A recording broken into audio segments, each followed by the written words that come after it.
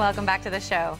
Okay, there are many couples who are in our shoes. You know, I just got married and we are, of course, in our honeymoon phase. And I'm still planning my wedding and we'll be there soon. So we're bringing in our relationship expert, Kat Robey, to talk about what are some issues that affect newlywed couples. And I, during the commercial break, was already asking you, well, are we talking about this or that? And I had so many questions, but you use a term that I thought was interesting that I've never heard before that's called newlywed blues. Yeah, it can be such an exciting year or so, depending on how long you're planning these things, that's all you're focused on is this great party and this way you're finally going to be united and get to live together or not, or maybe you've already been living together, but all these things happen and then it's over.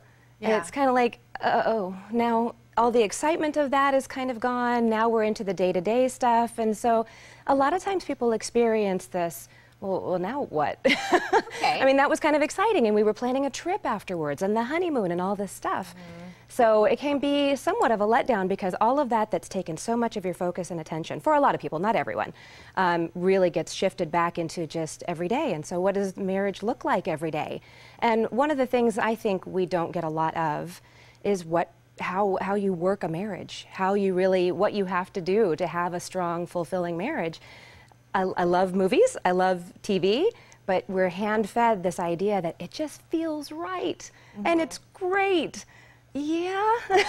And we always see that happily ever after is the big wedding. Sure, exactly. There's the end of the story. I didn't even think of that, Heather. Exactly. I mean, come on, what does happen after? I mean, as we were saying, you know, I've been married not even a month, and I will admit we are blissfully happy, but so busy. Yeah. So it's like, just finding the time to spend together is a real issue for us. I mean, what other issues do you find that newlyweds have? Well, you're coming right into the wash of how do we do money together? How do we support each other's goals? How do we handle schedules? Or you've got 2 kids now, and so how do you handle taking to and fro and picking up and getting them involved? And you're an instant mom. So there's a lot that can come into a relationship right off the bat with a marriage.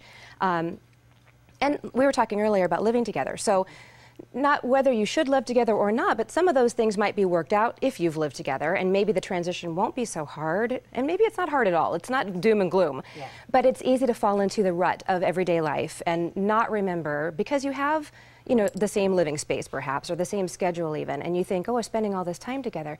But it's not the time you spent together before. It's not dating. It's not very present time. It's not asking each other about each other's day necessarily. It's getting through the day. And that's okay, but that's one of the places where it's fun to kind of wake up a little bit and put a little extra energy into the relationship. And that's where I don't think we get a lot from our society and how to do that. It is blissfully happy, and of course your chemistry is all there, but it does take a little bit extra energy to make it a strong relationship. So if we're going into that, regardless, like you said, if we have lived together, haven't lived together, if we have kids, don't have kids, whatever's happening, are there already some adjustments that we should go into it just mentally being prepared? I think the first one is what you're saying is don't think it's just going to be boom, magic. Yeah. Know that you have to go in, and this is going to take a little bit of elbow grease. Right.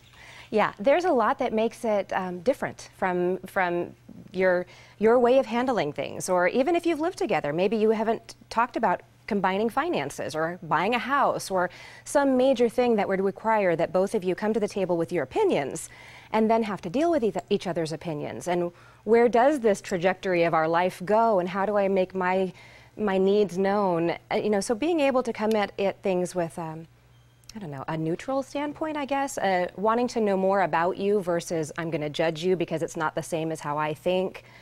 Things like that. Be prepared to get your buttons pushed a little bit because things are going to be different, and it doesn't necessarily mean that person's right or wrong or your way is right or wrong, but it can feel that way. And so oftentimes, almost every other segment we've ever talked about happens in the first year of marriage. Like, wow, it's a lot to take on and a lot to not be triggered by. And you know, I think about it too, sometimes family and friends may not be supportive of the person that we've married or that, you know, of the couple themselves. So you may not be getting the outside support. So you may not have places to talk about how challenging it can be. And there's just a lot, I think, that goes into it. So it's important for us to stay really planted in who do I want to be at this point, you know? Right. And I think that something that you say that really hits home for me is the communication, and how sometimes we are trying to just communicate. Maybe it's even a simple thing, but the communication between the two people gets askew. So do you kind of have advice or tools that we can use to sort of communicate a little bit better? One thing I hear quite often, because I actually do a lot of premarital counseling as well, so what I hear very often, especially in newlyweds and premarital kind of cases, is they are thinking that their partner should know already. You should read their mind, so to speak. So when they hear that being the phrase that I use for such a behavior, they're like, oh no, I don't want to do that, but I don't know how to ask for what I want. It seems like it might lead to conflict. Well, conflict is the truth, and you're being honest and true and being able to say it in the most neutral way you can. But it's important to not let the other person have to read your mind. Say what you need and mean what you say. If it's, you know what, I can pick up the kids today, don't worry about it, you need to mean that and not hold a resentment about it, things like that. Right. Oh, such great advice. Every time you come on, I really take something away, and I love that.